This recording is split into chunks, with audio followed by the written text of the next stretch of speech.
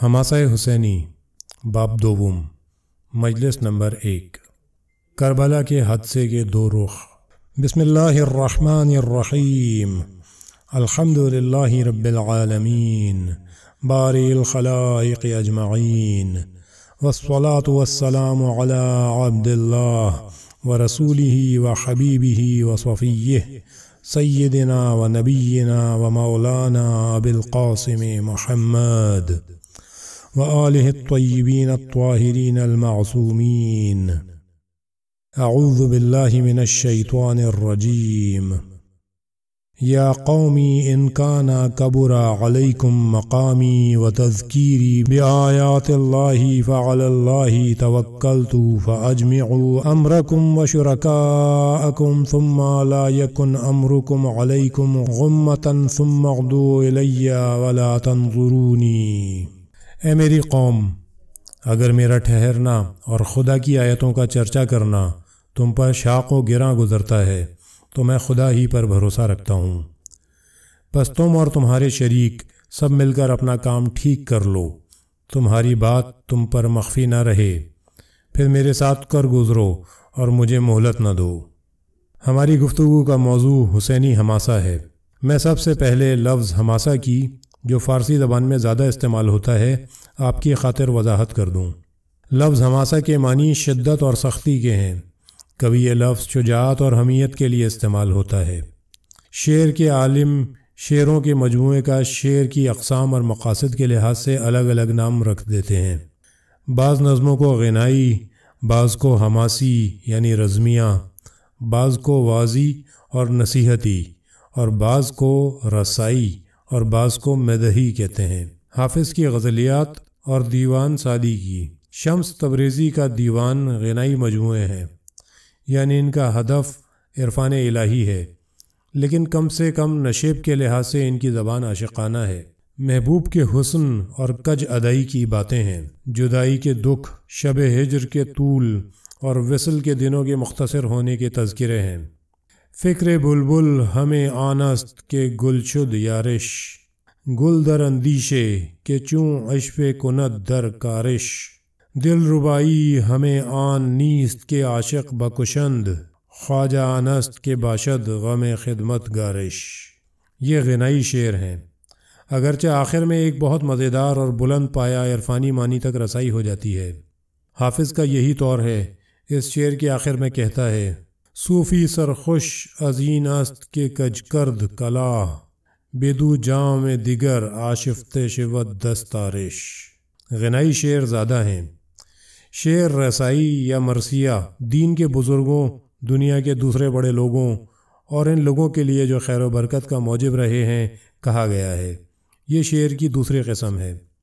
جب برامکا پر زوال آیا تو جو شعراء ان کے یہاں سے فیضیاب ہوتے رہتے تھے، انہوں نے ان کی رسا میں قصیدے لکھے۔ خود اسی حافظ کا جوان بیٹا مر جاتا ہے تو اپنی اسی مخصوص زبان میں اس کا مرثیہ کہتا ہے: بلبلی خون جگر خورد و گلی حاصل کرد، باد غیرت بصدش حال پریشان دل کرد، طوطی ای راب ہوائی شکری دل خوشبود، ناگہش سیل فنا نقش عمل باطل کرد، آہو فریاد کی از چشم حسود ماہ و مہر، در لحد ماہ کان ابروی من منزل کرد۔ رسائی اشعار زیادہ ہیں۔ مدح و خوشامد تو الا ماشاء اللہ، خصوصاً تملق اور چاپلوسی۔ حماسی اشعار کی قسم ایک اور ہی ہوتی ہے جو صرف ایک مخصوص لہجہ قبول کرتی ہے۔ شعر حماسی وہ شعر ہوتا ہے جس سے غیرت، شجاعت اور مردانگی کی بو آتی ہے۔ یہ ایسا شعر ہوتا ہے جو روح کو تحریک دیتا ہے اور اسے جوش میں لے آتا ہے۔ مثلاً: تن مردہ و گریہ دوستاں، بے زندہ و تانہ دشمناں، مرا آراید ازین زندگی کہ سالار باشم کنم مندگی۔ یہ تقسیم اشعار سے ہی خصوصیت نہیں رکھتی، بلکہ نثر کا بھی یہی ڈھنگ ہے۔ ہمارے یہاں حماسی یعنی نظمیہ نثریں زیادہ ہیں۔ غنائی نثریں، رسائی نثریں ہیں، طرح طرح کی نثریں ہیں۔ صفین کی لڑائی میں حضرت علی علیہ السلام اور معاویہ کی فوجوں میں پہلی مٹ بھیڑ ہوتی ہے تو حضرت علی علیہ السلام لڑائی میں پہل کرنے پر تیار نہیں ہوتے اور اس بات کی پوری کوشش کرتے ہیں کہ جہاں تک ہو سکے مشکلات اور اختلافات کو دور کریں، بلکہ معاویہ اور اس کے حمایتیوں کو بات چیت کر کے راہ پر لے آئیں۔ لیکن اس وقت آپ کو یہ خبر ملتی ہے کہ اس نے پہل کر دی ہے اور جس مقام سے فرات کا پانی بھرا جاتا ہے اس پر پہرا بٹھا دیا ہے۔ حضرت علی علیہ السلام باہمی گفت و شنید کر کے اس مسئلے کو حل کرنے کی کوشش کرتے ہیں اور پیغام بھیجتے ہیں کہ ابھی لڑائی کی کوئی وجہ نہیں ہے، ہم چاہتے ہیں کہ مذاکرہ کریں، بلکہ مذاکرے سے یہ مسئلہ حل بھی ہو سکتا ہے۔ لیکن یہ بات دوسرے فریق نے منظور نہیں کی۔ اب اس کی وجہ سے یا تو حضرت علی علیہ السلام کے اصحاب پیاس سے مجبور ہو جائیں یا پھر وہ لڑائی لڑیں جو دشمن نے شروع کر دی ہے۔ نہج البلاغہ میں ہے کہ حضرت علی علیہ السلام سپاہ کے سامنے اس بات پر ناخوش اور برہم کھڑے ہیں، چند سطروں کا ایک مختصر سا خطبہ دیتے ہیں اور فرماتے ہیں قد استطعموکم القتال، یہ لوگ لڑائی کے بھوکے ہیں اور تم سے غذا مانگتے ہیں، لیکن تلوار کی کاٹ کی غذا۔ فَأَقِرُّوا عَلَى مَذِلَّةٍ وَتَأْخِيرِ مَحَلَّةٍ أَوْ رَوُّوا السُّيُوفَ مِنَ الدِّمَاءِ تَرْعُوا مِنَ الْمَاءِ۔ اے میرے سپاہیوں، میں نہیں کہتا کہ تم جاؤ اور لڑو، بلکہ یہ کہتا ہوں کہ جاؤ، ان دو طریقوں میں سے ایک کا انتخاب کرو، یا ذلت اختیار کر لو کہ وہ پانی بند کر دیں اور تم دیکھتے رہو، یا یہ کہ تم اپنی تلواروں کی پیاس ان نامعقولوں کے خون سے بجھاؤ تاکہ تم خود بھی سیراب ہو سکو۔ فالموت فی حیاتکم مقہورین والحیات فی موتکم قاہرین۔ زندگی یہ ہے کہ تم مر جاؤ لیکن باوقار اور باعزت رہو، اور مرنا یہ ہے کہ تم زندہ رہو لیکن سر پر دھولیں کھاتے رہو۔ حضرت علی علیہ السلام نے اپنی ایسی باتوں سے وہ جوش دلایا کہ 2 گھنٹے کے اندر دشمن کو فرات کی گھاٹ سے اتنی دور تک مار بھگایا کہ پھر دشمن پیاس کے مارے ہانپنے لگا۔ لیکن حضرت علی علیہ السلام نے اپنے سپاہیوں سے یہ کہہ دیا کہ تم انہیں روزانہ اجازت دے دیا کرو کہ آئیں اور پانی لے جائیں۔ لشکریوں نے کہا انہوں نے تو پانی ہی نہیں دیا تھا، ہم بھی انہیں پانی نہیں دیں گے۔ لیکن حضرت علی علیہ السلام نے فرمایا نہیں، یہ غیر انسانی فعل ہے، پانی کو استعمال کرنے کا ہر جاندار کو حق ہے، اس لیے پانی مت بند کرو۔ تو معلوم ہوا کہ حماسی بات یعنی رزمیہ بات بھی ہوتی ہے، جس میں غیرت، شجاعت اور مردانگی کی خوشبو، ڈٹ جانے اور مقابلہ کرنے کی کیفیت ہو۔ جب شعر یا نثر میں یہ خصوصیات پائی جائیں تو اسے حماسی یعنی رزمیہ کہیں گے۔ یہی قسمیں سرگزشتوں، سانحوں اور تاریخوں کی بھی ہوتی ہیں۔ ہمارے یہاں غنائی سانحے بھی ہیں، وعظی اور نصیحتی سانحے بھی ہیں، رسائی سانحے بھی ہیں اور حماسی یعنی رزمیہ سانحے بھی ہیں۔ ایک سرگزشت پوری کی پوری صرف غنائی ہے، وہ غنا کی بو دیتی ہے، عشق ہے۔ آپ شاید رسالے بھی کم و بیش پڑھتے رہتے ہیں، ان میں سچا قصہ ہو یا افسانہ، حقیقت اور افسانے کو کیسے آپس میں خلط ملط کرتے ہیں، سب غنائی داستان ہوتی ہے۔ اب یہ ساری غنائی داستان اس قوم کے کانوں میں پڑ رہی ہے، کیا چیز اندر آ رہی ہے میں نہیں جانتا۔ رسائی داستانیں جنہیں اصطلاح میں المیہ یعنی ٹریجڈی کہتے ہیں زیادہ ہیں۔ اگر آپ اخبار کے وہ صفحات پڑھیں جن پر حادثات کی خبریں ہوتی ہیں تو آپ اسی قسم کے واقعات دیکھیں گے۔ داستان راستان، سبق آموز داستانیں بھی وہ داستانیں ہوتی ہیں جن میں نصیحت ہوتی ہے، وہ بھی سبق آموز داستانیں ہیں۔ خود شخصیتوں کی بھی یہی قسمیں ہوتی ہیں۔ بعض لوگوں کی شخصیت حماسی یعنی رزمیہ ہوتی ہے اور ان کی روح رزمیہ ہے، بعض کی روح تمنائی ہوتی ہے، بعض کی روح بنیادی طور پر رسائی ہوتی ہے، آہو فریاد ہوتی ہے۔ بعض لوگوں کی روحوں کی شکلیں نصیحتوں، ہدایتوں اور وعظوں کی شکل ہوتی ہے۔ اب ہم مختصر طور پر حماسے کے معنی سمجھ گئے ہیں، اس لیے حسینی حماسے کے متعلق گفتگو کر سکتے ہیں۔ حضرت امام حسین بن علی علیہ السلام کا سانحہ حماسی ہے یا نہیں؟ حسین بن علی علیہ السلام کی شخصیت حماسی ہے یا نہیں؟ ہمیں حسین بن علی علیہ السلام کی شخصیت کو پہچان لینا چاہیے، جو ہمارے لیے ایک انسانی شخصیت ہے، جس کے نام پر ہم ہر سال وقت صرف کرتے ہیں، روپیہ خرچ کرتے ہیں اور کتنے ہی دن تک کام نہیں کرتے۔ ان خصوصیات کی روح سے آپ علیہ السلام کی شخصیت حماسی ہے یا نہیں؟ کیا ہم امام حسین علیہ السلام اور ان کی سرگزشت کو حماسی سمجھیں یا عالمیہ یا مصیبت، رسا اور ضائع یعنی بے مصرف سمجھیں؟ یہاں ہمیں تھوڑی سی وضاحت کر دینی چاہیے۔ جن رزمی شخصیتوں کے لیے رزمیہ نظمیں کہی گئی ہیں ان کے نسلی اور قومی پہلو ہوتے ہیں۔ یہ بات رستم اور اسفندیار جیسی افسانوی شخصیتوں یا ایران کی تاریخ کے جلال الدین خوارزم شاہ کسی حقیقی شخصیتوں کے بارے میں عام ہے۔ عام طور پر ایک قوم کے حقیقی اور افسانوی ہیرو چونکہ اس قوم سے منسوب ہوتے ہیں، اس لیے یہ افراد قوم کے جذبات ابھارتے ہیں۔ بنیادی طور پر پہلوان کو پسند کرنا اور ہیرو کے گن گانا انسان کے خمیر میں ہے، خاص کر جب ہیرو اس انسان سے تعلق بھی رکھتا ہو جو اس پر فخر کرنا چاہتا ہے۔ کشتی کے ان پہلوانوں کے حق میں جو کامیاب ہو جاتے ہیں، لوگ واقعی اپنے جذبات کا اظہار کرتے ہیں، یا جس ہیرو نے کوئی بہت بھاری وزن اٹھا لیا ہو اور ریکارڈ توڑ دیا ہو، یا مثلاً عالمی ریکارڈ سے 3 کلوگرام زیادہ وزن اٹھا لیا ہو، اس پر لوگ کتنے ہی پھول نچھاور کرتے ہیں۔ یا اس پہلوان کے حق میں جس نے کشتی لڑی ہو اور اپنے حریف کو کسی ترکیب سے فنی شکست دے دی ہو، پرخلوص جذبات ظاہر کرتے ہیں۔ یہ سب اس وجہ سے ہوتا ہے کہ ہیرو دوستی اور ہیرو پرستی انسانی خمیر میں ہے، اور اس سلسلے میں وہ دوسرے ہیرو کے نہیں، اپنی ہی قوم و ملت کے ہیرو کے گن گاتا ہے۔ بین الاقوامی کشتیوں میں ہر قوم کے لوگ جو ان مقامات پر موجود ہوتے ہیں، اور وہ بھی جو صرف ریڈیو سے سنتے اور ٹیلی ویژن پر دیکھتے ہیں، سب کے سب اپنے اپنے ہی ہم وطنوں کے لیے جذباتی کشش رکھتے ہیں، جو اپنے وطن اور قوم کے لیے اعزاز و افتخار کماتے ہیں۔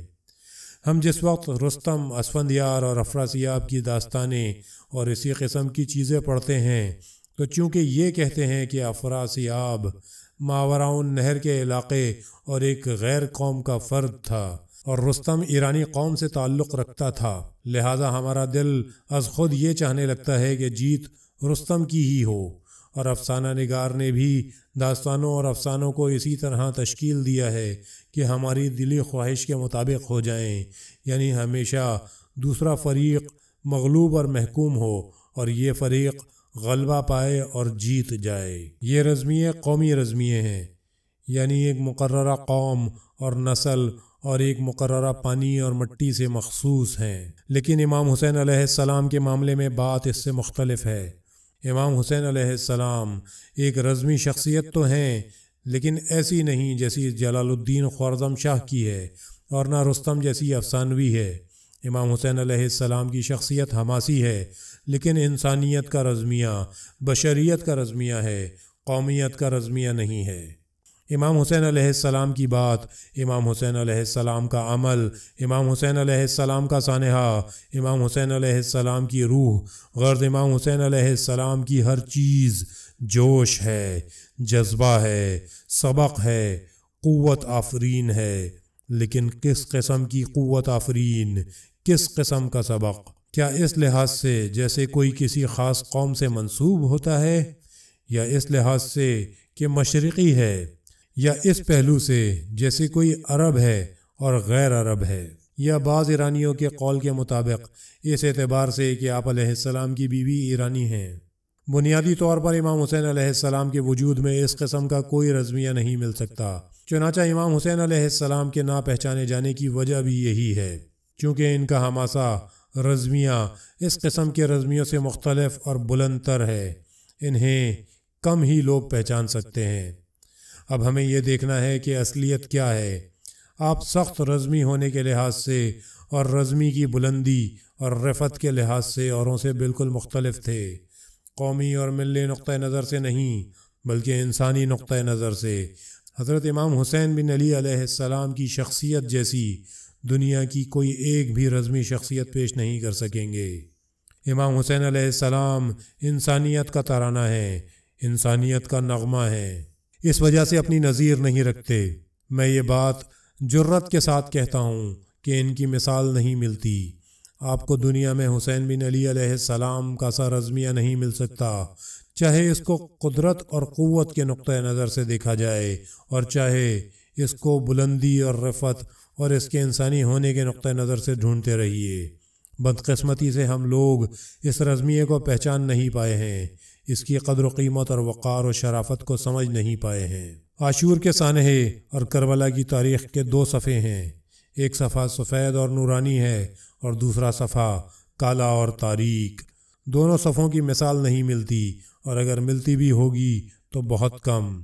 اس کا سیاہ اور تاریک صفحہ اس لحاظ سے تاریک اور سیاہ ہے کہ ہم کو اس میں صرف بے مثال جرم و گناہ نظر آتا ہے۔ ایک بار حساب لگایا تو میں نے اس جرم و گناہ کی پستی اور گراوٹ کی بظاہر 21 قسمیں پائیں۔ میں سوچ بھی نہیں سکتا کہ دنیا میں کوئی ایسا جرم بھی ہو سکتا ہے جس کی اتنی قسمیں ہو سکیں۔ البتہ صلیبی جنگوں کی تاریخ میں پوری اقوام کے جرائم نہایت حیرت انگیز ملتے ہیں۔ چنانچہ اب میں یہ کہنے کی جرت بھی نہیں کر سکتا کہ کربلا کا سانحہ جرائم کی کثرت کے لحاظ سے اپنی نظیر نہیں رکھتا، کیونکہ میرا دھیان ایک طرف تو صلیبی جنگوں میں جرائم کی طرف جاتا ہے جس کا عیسائیوں نے ارتکاب کیا تھا، اور دوسرے ان جرائم کی طرف جو ہر یورپی قوم نے اسلامی اندلس میں کیے تھے۔ وہ بھی بہت حیرت انگیز تھے۔ مرحوم آیتی کی کتاب تاریخ اندلس پڑھیے، جسے یونیورسٹی نے چھاپ دیا ہے۔ یہ کتاب نہایت تحقیقی اور سبق آموز ہے۔ اس کتاب میں لکھا ہے یورپیوں نے 1,00,000 عورتوں، مردوں اور بچوں کو اجازت دے دی کہ وہ جہاں چاہیں چلے جائیں۔ جب یہ لوگ چل دیے تو یورپی پچھتائے، یہ شاید انہیں جانے کی اجازت دے کر شروع ہی سے دھوکہ دیا تھا۔ بہرحال ان تمام 1,00,000 نفوس کو قتل کر کے ان کے سر قلم کر لیے۔ مشرق کا انسان ارتکاب جرم میں مغربی باشندے کی برابری نہیں کر سکتا۔ آپ مشرق کی پوری تاریخ دیکھ جائیے، آپ کو 2 جرم حکومت بنی امیہ میں بھی نہیں ملیں گے۔ ایک جیتے جاگتے انسان کو پھونک ڈالنا اور دوسرے عورتوں کا قتل عام کرنا۔ لیکن مغرب کی سرزمین میں یہ دونوں قسم کے جرائم بکثرت دیکھنے میں آتے ہیں۔ عورتوں کا قتل عام مغرب کی تاریخ کا ایک عام واقعہ ہے۔ اب بھی آپ یقین نہ کیجیے گا کہ ان میں انسانی روح موجود ہے۔ جو کچھ ویتنام میں ہو رہا ہے وہ صلیبی جنگوں اور ہسپانوی جنگوں کی ذہنیت کا تسلسل ہے۔ یہ فعل کہ کچھ لاکھ جیتے جاگتے انسانوں کو آگ کی بھٹی میں جھونک دیا جائے، چاہے وہ لوگ قاتل ہی کیوں نہ ہوں، مشرق کے رہنے والے نہیں کر سکتے۔ اہل مشرق سے ایسا جرم سرزد نہیں ہو سکتا۔ اس کا ارتکاب صرف 20ویں صدی عیسوی کے اہل مغرب ہی کر سکتے ہیں۔ یہ جرم صرف مغرب والوں ہی کی خصوصیت ہے کہ وہ صحرائے سینا میں ہزاروں سربازوں کو روٹی پانی نہیں دیتے تاکہ وہ بھوک سے مر جائیں، کیونکہ انہیں قید میں رکھنے پر غذا دینا پڑے گی۔ اہل مشرق اس قسم کا جرم نہیں کر سکتے۔ فلسطینی یہودی مغربی یہودی سے 100 گنا شریف ہوتا ہے۔ اگر فلسطین کے لوگ اسی فلسطینی قوم کے یہودی ہوتے تو یہ جرائم سرزد نہیں ہوتے۔ یہ جرائم سب مغربی یہودی کے جرائم ہیں۔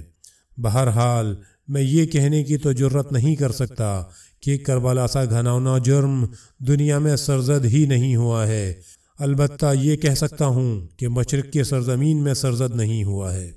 اس نقطہ نظر سے کربلا کا سانحہ ایک جرم اور ایک المیہ ہے، ایک مصیبت ہے، ایک مرثیہ ہے۔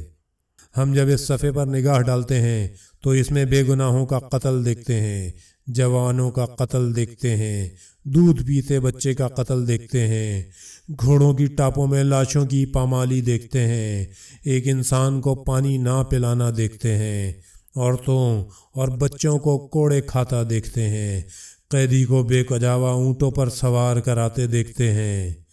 اس نقطہ نظر سے اس حادثے کا ہیرو کون ہے؟ ظاہر ہے جس وقت ہم اس حادثے کے جرم کے پہلو پر نگاہ ڈالتے ہیں تو جو شخص مظلوم نظر آتا ہے وہ ہیرو نہیں ہے، وہ بے بس مظلوم ہے۔ اس حادثے کا ہیرو اس نقطہ نظر سے یزید بن معاویہ ہے، عبید اللہ ابن زیاد ہے، عمر ابن سعد ہے، شمر ابن ذی الجوشن ہے، خولی ہے اور کچھ دوسرے لوگ ہیں۔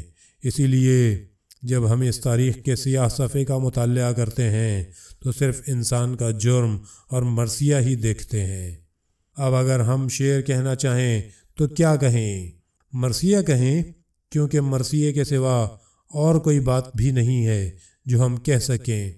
ہمیں یہ کہنا چاہیے زآن تشنگان ہنوز بے عیوق می رسد، فریاد العطش ز بیابان کربلا۔ تو کیا عاشور کی تاریخ میں صرف یہی صفحہ ہے؟ کیا فقط مرثیہ ہے، فقط مصیبت ہے اور دوسری کوئی چیز نہیں ہے؟ ہماری غلطی یہی ہے۔ اس تاریخ کا ایک اور صفحہ ہے۔ اس صفحے کا ہیرو معاویہ کا بیٹا نہیں ہے، زیاد کا بیٹا نہیں ہے، سعد کا پسر نہیں ہے، شمر نہیں ہے۔ اس میں ہیرو امام حسین علیہ السلام ہیں۔ اس صفحے میں کوئی جرم نہیں ہے، المیہ نہیں ہے، بلکہ حماسہ ہے، فخر اور روشنی ہے، حقیقت اور انسانیت کا جلوہ ہے، حق پرستی کی چمک دمک ہے۔ اس صفحے کو جب ہم دیکھتے ہیں تو کہتے ہیں کہ بشریت کو اپنے آپ پر ناز کرنے کا حق ہے، لیکن جب ہم سیاہ صفحے پر نظر ڈالتے ہیں تو دیکھتے ہیں انسانیت کا سر جھکا ہوا ہے، اور وہ اپنے آپ کو اس آیت کے مصداق پاتی ہے جو کہتی ہے قالوا اتجعل فیہا من یفسد فیہا ویسفک الدماء ونحن نسبح بحمدک ونقدس لک۔ یقیناً جبرائیل امین اس خدائی اعلان کے مقابلے میں جس میں خدا نے فرمایا تھا انی جاعل فی الارض خلیفہ سوال نہیں کرتے، لیکن فرشتوں کی جماعت جو انسانیت کا صرف سیاہ صفحہ دیکھ رہی تھی اور دوسرا صفحہ نہیں دیکھ رہی تھی، خدا سے یہ سوال کر بیٹھی کہ کیا تو زمین پر ایسے لوگوں کو مقرر کرنا چاہتا ہے جو فساد برپا کریں اور خون بہائیں؟ اور خدا نے ان کے جواب میں فرمایا تھا انی اعلم ما لا تعلمون، جو کچھ میں جانتا ہوں تم نہیں جانتے۔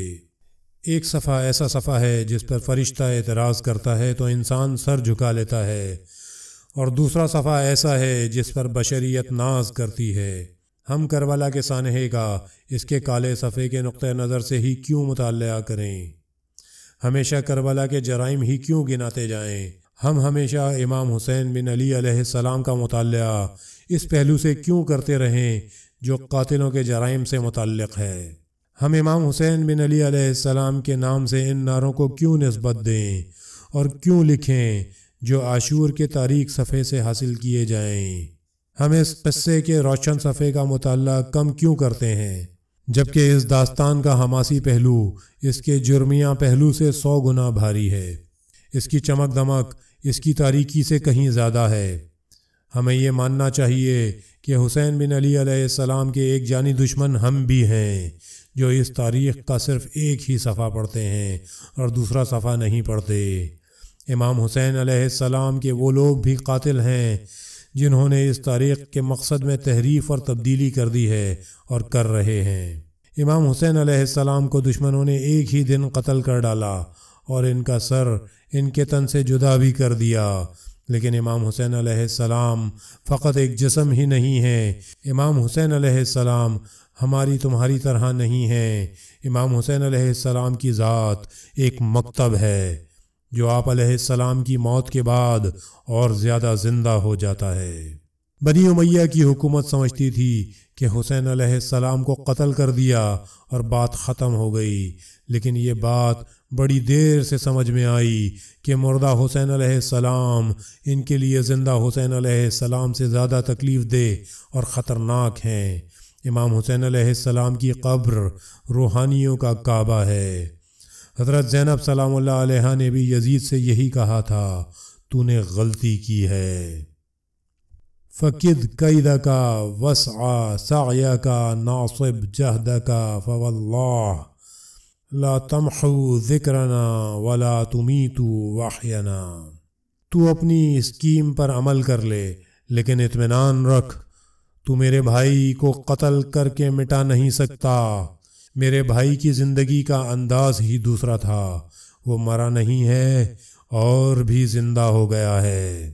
اس وقت آج کے سے مرثیہ گو نہیں تھے، کمیت مرثیہ گو تھا، دیبل خزائی مرثیہ گو تھا، وہی دیبل خزائی جس نے کہا تھا کہ میں 50 سال سے اپنی صلیب اپنے کاندھے پر اٹھائے پھر رہا ہوں۔ وہ ایسا مرثیہ کہتا تھا کہ اموی اور عباسی سلاطین کے تخت ہلا دیتا تھا۔ وہ محتشم نہیں تھا۔ ہمارے شاعروں نے امام حسین علیہ السلام کی شہادت کا ذمہ دار آسمان کو ٹھہرایا ہے۔ کمیت اس قسم کا شاعر نہیں تھا، وہ ایک قصیدہ کہتا تھا تو دنیا کو لرزا دیتا تھا، لیکن حضرت امام حسین علیہ السلام کی تاریخ سے حسین علیہ السلام کے نام سے اور حسین علیہ السلام کے مرثیے سے۔ انہوں نے دیکھا عجب، ہمارے لیے قبر امام حسین علیہ السلام بھی ایک مصیبت ہے، لہذا انہوں نے یہ ارادہ کیا کہ آپ علیہ السلام کی قبر برباد کر دی جائے۔ قبر ڈھا دی گئی، اس کے تمام نشانات مٹا ڈالے، زمین کی اونچائی نیچائی دور کر کے زمین ہموار کر دی گئی۔ قبر کی جگہ اس طرح پانی بھر دیا گیا کہ کسی کو پتہ نہ چل پائے کہ امام حسین علیہ السلام کی قبر کس مقام پر واقع ہے۔ لیکن کیا ایسا ہو گیا؟ لوگ وہاں اور زیادہ پہنچنے لگے۔ خود متوکل کے یہاں ناچنے گانے والیوں کی ایک سردار ملازم تھی۔ ایک بار متوکل کو اس سے کوئی کام پڑ گیا، اسے بلوایا۔ لوگوں نے بتایا کہ نہیں ہے۔ پوچھا کہاں گئی ہے؟ کہا سفر پر گئی ہے۔ جب کچھ عرصے کے بعد پلٹی تو متوکل نے اس سے پوچھا کہاں چلی گئی تھی؟ اس نے جواب دیا کہ مکے کی زیارت کو گئی تھی۔ متوکل بولا یہ مکے کی زیارت کا وقت تو نہیں ہے، نہ بقرعید کا مہینہ ہے کہ حج ہو اور نہ ماہ رجب ہے کہ عمرہ ہو۔ اس نے اصرار کیا کہ سچ سچ بتا کہاں گئی تھی۔ آخر کار اسے معلوم ہو گیا کہ یہ عورت حسین بن علی علیہ السلام کی زیارت کو گئی تھی۔ متوکل آگ بگولا ہو گیا، لیکن سمجھ گیا کہ حسین علیہ السلام کا نام بھلایا نہیں جا سکتا۔ میں نہیں جانتا کہ کس قاتل یا کن قاتلوں نے حضرت امام حسین علیہ السلام پر دوسری شکل میں وار کیا کہ حسین بن علی علیہ السلام کے مقصد میں ہی تحریف کر ڈالی، اور وہی خرافات جو عیسائی حضرت مسیح علیہ السلام کے بارے میں کہتے ہیں، حسین بن علی علیہ السلام کے متعلق بھی کہہ اٹھے کہ امام حسین علیہ السلام نے اس لیے جان دی کہ امت کے گناہوں کا بوجھ اپنے کاندھوں پر اٹھا لیں، یعنی ہم گناہ کریں اور چین سے رہیں۔ امام حسین علیہ السلام اس لیے قتل ہوئے کہ اس وقت تک گنہگار کم تھے تو زیادہ ہو جائیں، لہٰذا اس تحریف کے بعد سوائے اس کے اور کوئی صورت ہی نہیں رہ گئی تھی کہ ہم اس سانحے کا سیاہ اور تاریک صفحہ ہی پڑھتے رہیں، صرف رسا اور مرثیہ ہی دیکھتے رہیں۔ میں یہ نہیں کہتا کہ وہ تاریک صفحہ نہ دیکھا جائے، دیکھا جائے، ضرور دیکھا جائے، بلکہ خوب پڑھا بھی جائے، البتہ یہ مرثیہ حماسے کے ساتھ ملا کر پڑھا جائے۔ یہ جو کہا گیا ہے کہ امام حسین بن علی علیہ السلام کا سوگ ہمیشہ زندہ رہنا چاہیے، بالکل درست ہے، اور خود پیغمبر اسلام صلی اللہ علیہ وآلہ وسلم کی سفارش ہے، اور ائمہ اطہار نے بھی اس کی وصیت کی ہے۔ یہ سوگ اور مصیبت بلانی نہیں چاہیے، یہ ذکر، یہ یاد محو فراموش نہیں ہونی چاہیے، اور لوگوں کو حضرت امام حسین علیہ السلام کی مصیبت پر ہمیشہ آنسو بہاتے رہنا چاہیے، لیکن ایک ہیرو کے سوگ میں آنسو بہانے چاہیے۔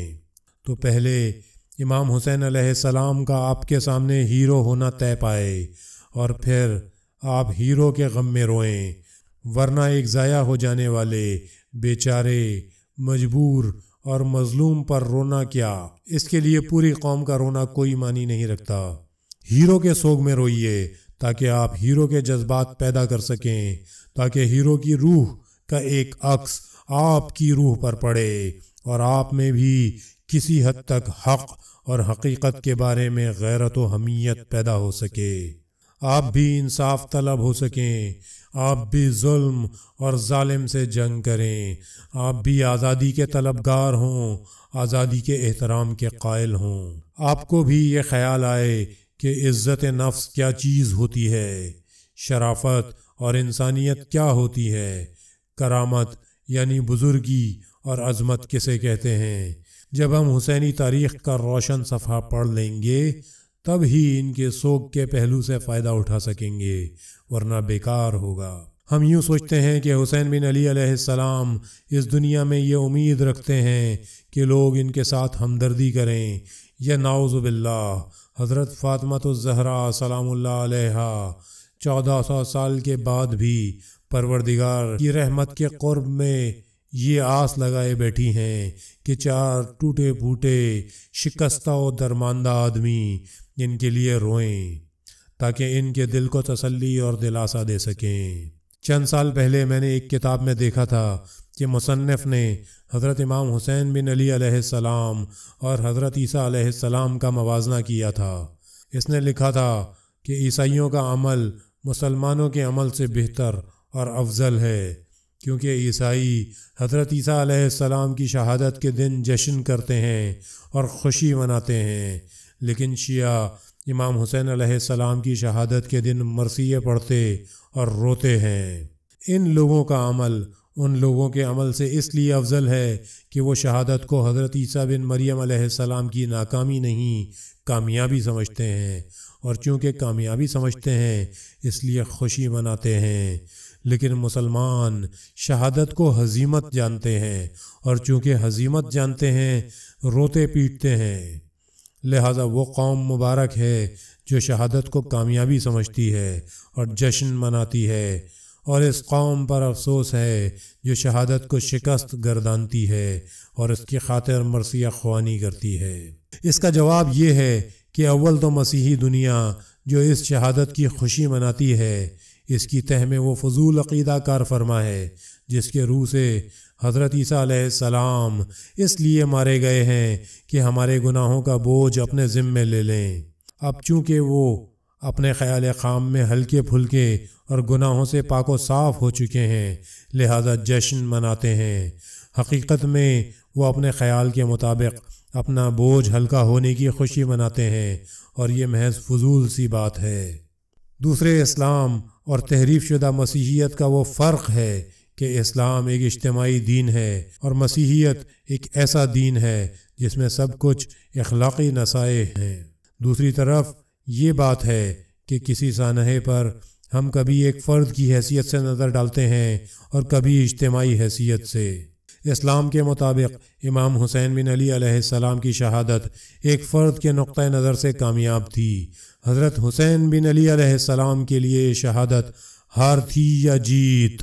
ہر مسلمان کہے گا جیت تھی، اور خود حضرت علیہ السلام نے پہلے ہی دن فرما دیا تھا، خط الموت علی ولد آدم مخط القلادتی علی جید الفتاتی وما اولہنی الی اصلافی اشتیاق یعقوب الی یوسف۔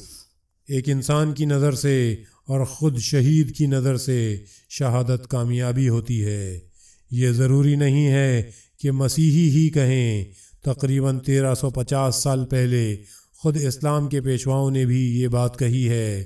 حضرت علی بن ابی طالب علیہ السلام کے سر پر جس وقت تلوار لگتی ہے اور ابرو تک اتر آتی ہے، اس وقت آپ علیہ السلام فرماتے ہیں، واللہ ما فجعنی من الموت وارد کرہتہ او طالع انکرتہ وما کنت الا کقارب ورد و طالب وجد۔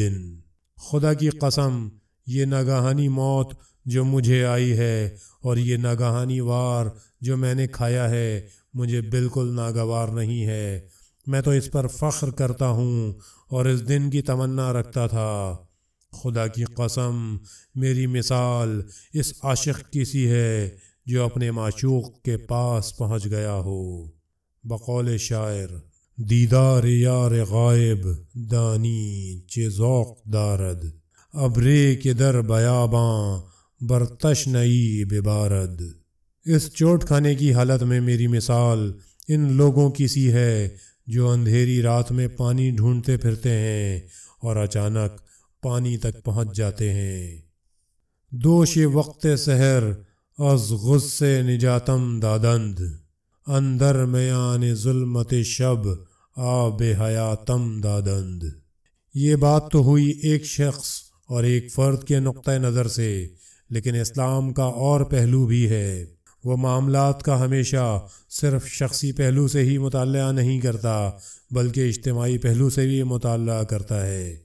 اجتماعی پہلو سے نیز اس زاویے سے کہ جن لوگوں نے اس کا ارتکاب کیا ہے اسلامی معاشرے میں ایک زوال کا مظہر تھے، اس لیے اسے برابر یاد رکھنا چاہیے تاکہ لوگ پھر ایسے گھناؤنے فعل کا ارتکاب نہ کریں۔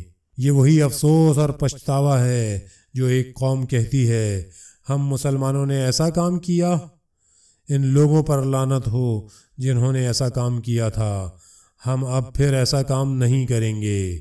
دوسرے یہ موضوع اسلامی اور انسانی جذبات کے تزکیے اور صفائی کے لیے بھی ہے، لیکن شرط یہ ہے کہ ہم اسے صحیح طریقے سے سمجھیں۔ آج وہ دن نہیں ہے کہ آدمی پانی میں سر چھپا لے۔ ہمیں اپنے مذہبی طور و طریقوں میں اصلاح کرنی چاہیے، اپنے مذہب میں نہیں بلکہ اپنے کاموں میں، اپنی غلطیوں اور غلط فہمیوں میں جن کا مذہب سے کوئی تعلق نہیں ہے۔